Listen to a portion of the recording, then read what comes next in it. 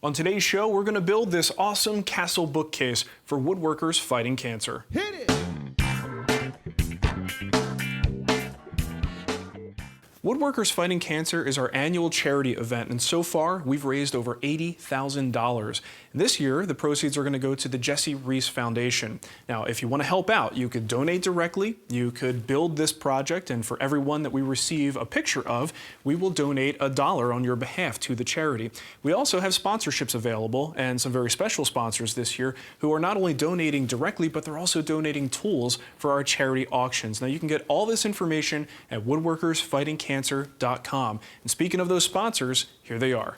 Powermatic, Bell Forest Products, Very Super Cool Tools, Fuji Spray, Eagle America, MLCS, Microjig, Kalo Rings, Rockler Woodworking and Hardware, Brusso Hardware, and the Wood Whisperer Guild. So let's take a look at the project real quick. It's primarily made of 3/4 inch plywood, so you need one sheet of that. And the back panel is 1/4 inch plywood, and you'll need one sheet of that. So pretty minimal with the materials.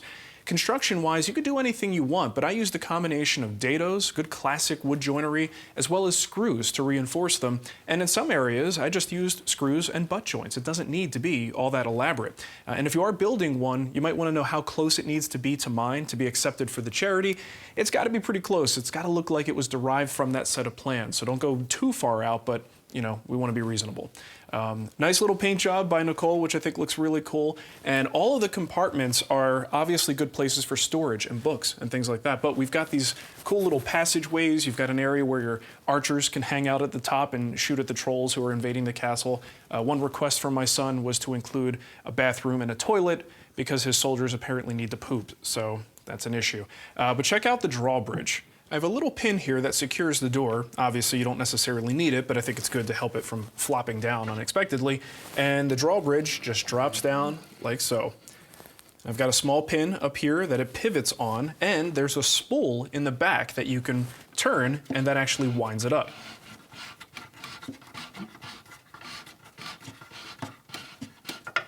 And we can lock it back in place.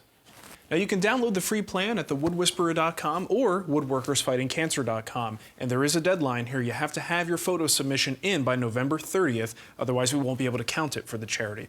All right, let's get into it. I like to cut my plywood on the floor with foam insulation as support. Use the cut diagram to lay everything out and start cutting. You can use a shop-made track like this one along with a standard circular saw, or if you're lucky enough to have a track saw, use that. Once cut to width, I use the chop saw to cut the pieces to length. I'm only worried about the shelves and the sides at this point. You don't have to make dados for your shelves, but it will make the case stronger. Lay them out according to the plan, and then butt the two side pieces together. Using an undersized plywood bit, we'll plow the dados with a router. Line the bit up with the lines, and then carefully butt up a clamping tool guide. Keep the guide square with a square, and then clamp it in place. Now we can route both sides at the same time, ensuring that the dados are in exactly the same place.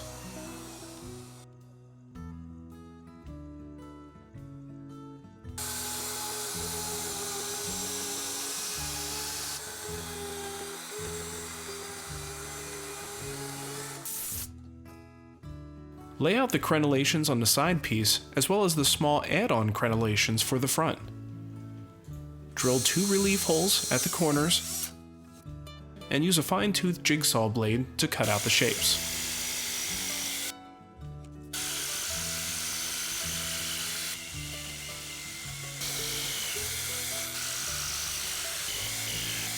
Use a file or rasp to clean up the edges.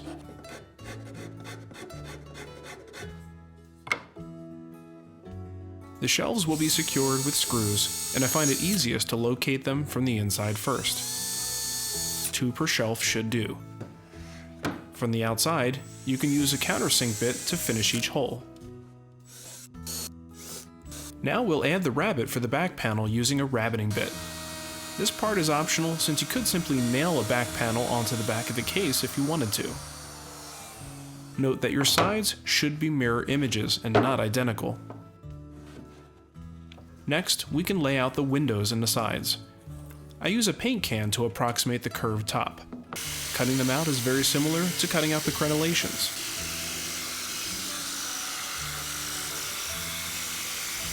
Now we can assemble the case. A little glue in each dado, some clamps, and finally the screws. Keep in mind, if you just drive those screws right in, you'll most likely split the plywood, so always use a small 1/8" bit to pre-drill first. Anytime you see me driving a screw, just know that the hole has already been pre-drilled.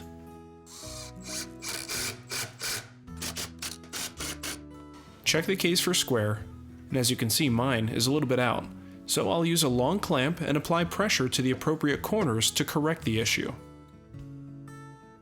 Once the glue is dry, I measure for the dividers and cut them to length. Each divider receives a passageway. I'll use some duct tape for the curves on this one. The bottom dividers need a few extra holes for the drawbridge mechanism, a 1/4" hole for the pivot pins, a hole at the top for a pin that the drawbridge strings will wrap around, and a through hole for the locking pin that holds the door shut. A little glue is all you need to secure that drawbridge pin. Near the back of the divider, drill a 3/8" hole for the spool that we'll use as a winch. Cut the spool in half and use the other half to determine the length that the dowel needs to be. Now glue the dowel into one of the spool halves.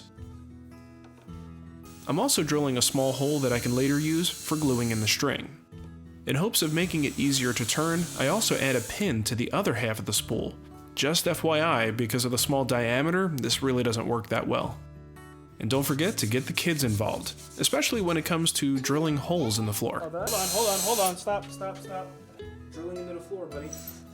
Lay out the divider locations and be sure to put marks on the top and the bottom, since that'll help you eyeball their locations later. For the drawbridge door, you could just use a piece of plywood, but I think it'll look way cooler if you use some solid wood.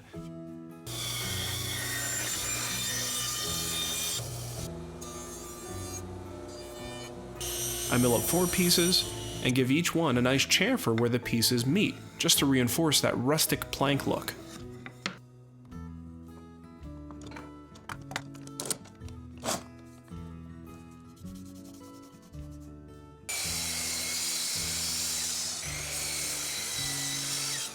The door gets a 1/4" hole in the bottom of each side for the pivot pins.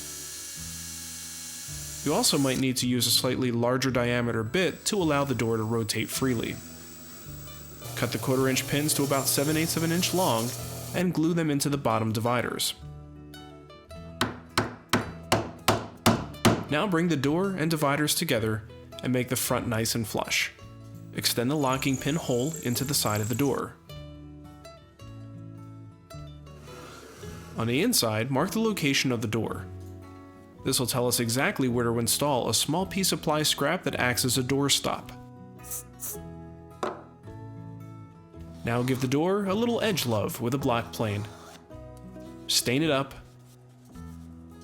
and apply a quick coat of water-based finish. To attach the string to the door, I'll drill 2 holes near the top right corner. Now we can glue the spool together. Be sure not to get any glue in the middle, as the spool needs to spin freely. Let's attach those dividers.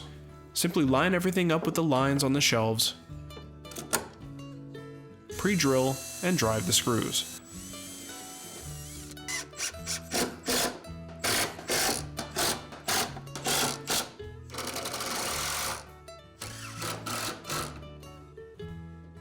The front crenellations are then glued and screwed into place.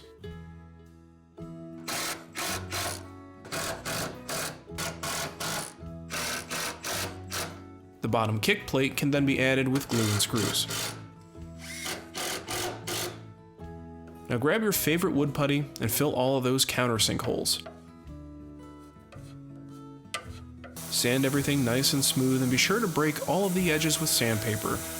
We don't want little hands to get splinters.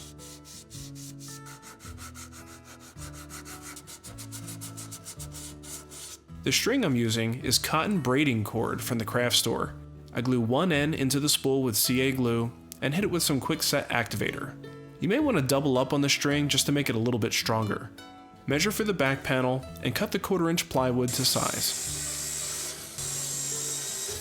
Add some glue to the sides and shelves and either screw it in place or drive some brads.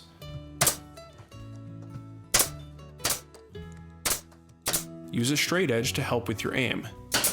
Now tie the other end of the string around the door with the string going over the pin and give it a test run. Hey, it works. A finishing touch that I thought looked nice was to add a thin strip to each window to act as a sill. And Bob's your uncle, boom shakalaka, bada bing bada boom. Now Nicole is going to give the piece a bit of a paint job to really reinforce the castle theme.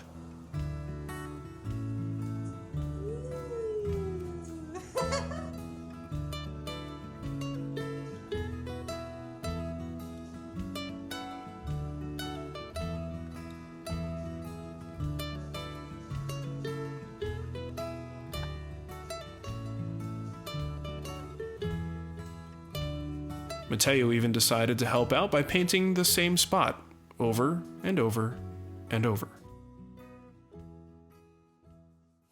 Now I blew through this build pretty quickly because Nicole and I are in the process of moving, so gotta do what you gotta do. But if I had more time, there are a couple things I would do maybe a little bit differently to kind of spruce it up a little bit.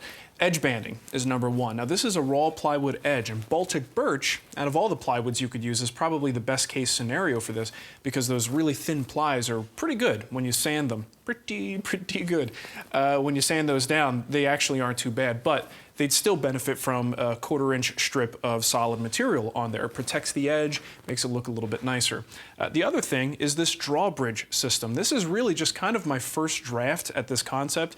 If I were to do it again, I would probably create, maybe get a bigger spool for the end that you turn, something of a larger diameter, even a wheel that you could use, and put a little pin in that. The larger diameter that is, the easier it's going to be to turn, especially for little hands to get in there and do that work. So I probably will at some point upgrade that and change it to a larger diameter wheel and have to move the hole up a little bit to make room for that wheel. But I think it'll be much easier to pull the drawbridge up if you do that.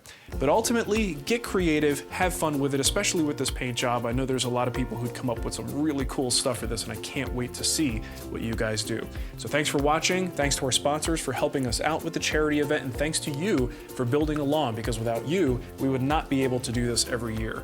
Thanks everybody, take care.